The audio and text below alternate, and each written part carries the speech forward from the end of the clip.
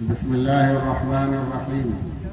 नहमदुहु व नुसल्ली अला रसूलिहिल करीम अम्मा बाद। अजीज़ान मोहतरम, बुजुर्गों, दोस्तों, आज का जो ये प्रोग्राम है और जो इज्तिमा है और आपकी आमद है, ये कारवाने इत्तिहाद और भाईचारा के बैनर तले हम सभी लोग यहाँ पर इकट्ठा हुए हैं। मैं इस बात की वजाहत कर दूं कि मैं कोई सियासी आदमी नहीं हूँ और न ही मेरा सियासत से या किसी सियासी पार्टी से या जमात से कोई ताल्लुक है, लेकिन काम जहाँ पर अच्छा हो, आवाम के फायदे का हो, उसमें हिस्सा लेना हर हिंदुस्तानी शहरी का फर्ज होता है। लिहाजा जब हमारे बहुत ही अच्छे दोस्त और बड़े भाई जनाब खालिद अनवर साहब ने मुझे ये बताया कि पूरे बिहार के अंदर जगह जगह, हर शहर में, हर कस्बे में, हर ब्लॉक में हम लोग क़याम अमन व इत्तेहाद लेकर चल रहे हैं और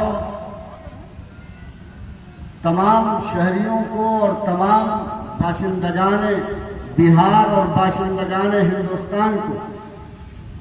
आपस में मिल बैठकर मुल्क की सालिमियत और मुल्क के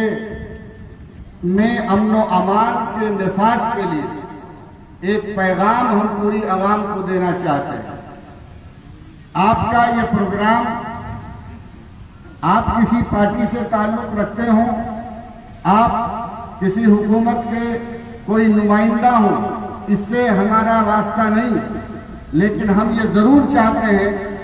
कि हमारे मुल्क में अमन व अमान कायम रहे। जिस मुल्क को आज़ाद करने के लिए और जिस मुल्क में अमन व अमान और शांति को कायम करने के लिए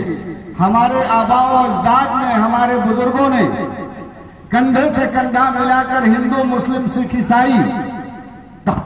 तमाम लोगों ने कंधे से कंधा मिलाकर एक जंग लड़ी और अंग्रेजों को मुंह की खानी पड़ी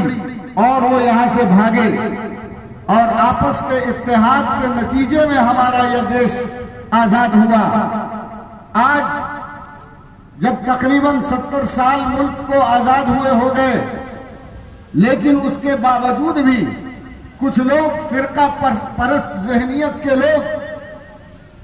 मुट्ठी भर चंद अफराद जो पूरी आवाम को और पूरी पब्लिक को और पूरे हिंदू, मुसलमान और सिख ईसाई की पूरी जमात को फिरका परस्ती का जहर घोलकर उनके दरमियान जात और मजहब और धर्म की बात करके आपस में तोड़कर हमारे इस मुल्क को फिर से गुलाम बनाना चाहते हैं। मेरे अजीजों, मेरे हिंदू मुस्लिम भाइयों, इस बात को समझ लिया जाए कि इत्तिहाद की बुनियाद पर सालिमियत कायम रहती है। जब तक मुल्क के रहने वाले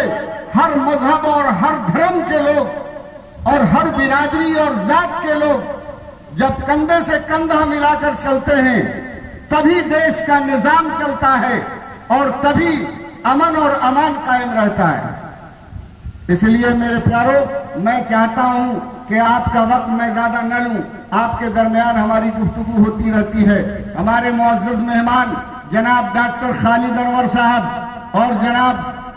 आफाक खां साहब, ये दोनों हजरात हमारे खास तौर पर यहाँ तशरीफ लाए हैं इस हैसियत से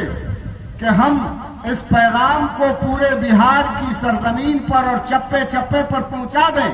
और यहाँ पर जितने लोग हैं, मैं समझता हूं कि ये 2% लोग, पूरे प्रखंड के चंद फीसद लोग यहाँ पर मौजूद हैं, लेकिन हमारा मकसद भीड़ जमा करना नहीं, बल्कि हमारा मकसद ये है कि पूरे इलाके में ये पैगाम पहुंचे, घर घर ये पैगाम पहुंचे और आने वाले हर फर्द की ये जिम्मेदारी है कि वो इस पैगाम को पहुंचाए कि हमारा मुल्क खतरे में है। हमारे मुल्क में फिरका परस्ती की बीमारी को जबरदस्ती डालकर लोगों को तोड़कर मुल्क को फिर से गुलाम बनाने की साजिश की जा रही है। कहीं अगड़े और पिछड़े, कहीं दलित और हिंदू और मुसलमान, और कहीं इस तरह की बातें करके लोगों को तोड़ने की कोशिश की जा रही है। लेकिन हम ये साबित कर देना चाहते हैं कि जिस तरह हमारे आबाओ अजदाद ने, हमारे पुरखों ने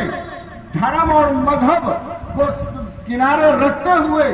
एक मुल्क के वासी होने के नाते, मुल्क का शहरी होने के नाते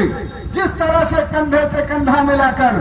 आपस में मिलजुल कर प्यार और मोहब्बत का पैगाम लेकर उठे थे और लोगों को जोड़कर अंग्रेजों को भागने पर मजबूर किया था, इसी तरह आज वो लोग कि जो मुल्क को बांटना चाहते हैं, हिंदू और मुस्लिम को आपस में अलग करना चाहते हैं, लोगों में फिरका परस्ती की बीमारी दाखिल करना चाहते हैं, उन तक ये पैगाम पहुंच जाए कि आज भी हमारा मुल्क एक है, मुल्क का हर वासी एक है, हिंदू मुसलमान सिख ईसाई एक है। और मुल्क के ऊपर जब कोई मसला आएगा, मुल्क की अमन और शांति को भंग करने की अगर कोशिश कोई करेगा तो हम सीना तान कर उसके सामने खड़े होंगे और आपस में भाईचारे और अमन और इत्तेहाद की बहाली के लिए हम हर तरह की कुर्बानी देने को तैयार हैं।